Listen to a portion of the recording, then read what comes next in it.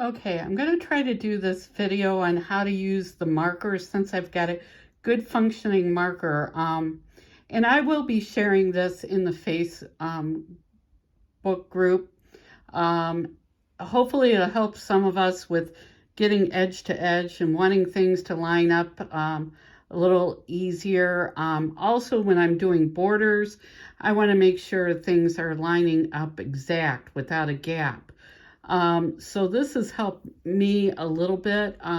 First thing I'm going to do, just in this example, I'm just going to go to designer. I'm going to design off the quilt, and I'm going to put my width in at 25, and I'm going to put my height at 18. Okay, so I'm going to click on OK. Now I've saved the marker in, and it's called new.plt. And then I'm going to go down and get my design that I want to use. And there's my design. And then the last part is I want another marker. The first marker is going to be at the top of my pattern design. And then the second one, I want it at the bottom. Okay. So I'm going to click on the new again, and then I'm going to go down here and make sure. Now I actually have one too many, so I'm going to click off of that and delete it. That's how you can delete those out. All right, so I have 3 designs on, and now I'm done. Okay, now I'm going to go over to my first plus, and I'm going to go and resize it down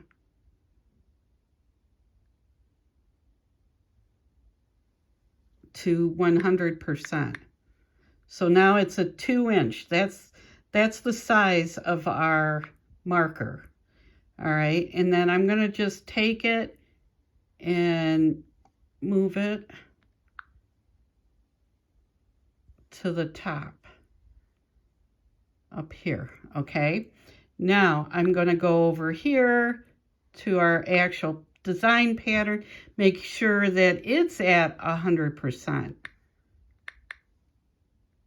Click on OK, and then move that up to where I want it to be, just kind of out of the way. But while it's selected, I found if I want them stacked exactly on top of each other, what I want is that horizontal line to be on the top of my actual pattern stitches, and then I want it to be over close to that line as well. Now my third plus is going to be there. I'm going to click off of that and make sure that it's at 100% too. All right.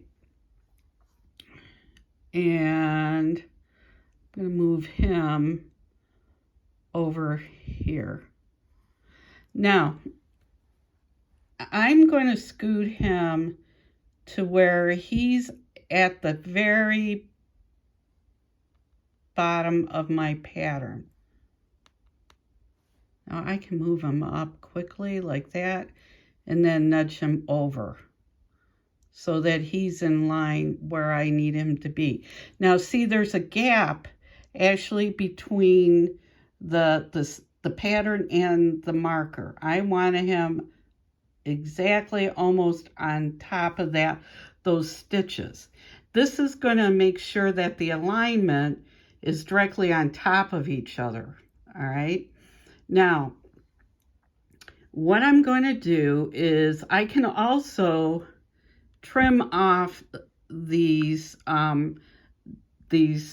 pattern stitches. I can go over and trim it off to the right and click on OK.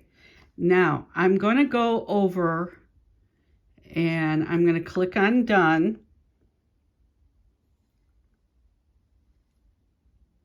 and I'm going to say save. And I'm going to save it as A3. And I'm going to click on OK. And it's saving the patterns, all right? Now, I'm going to click on undo or go back on my tablet, and I'm just clicking back. And now I see A3 is right there. So I'm going to click on A3.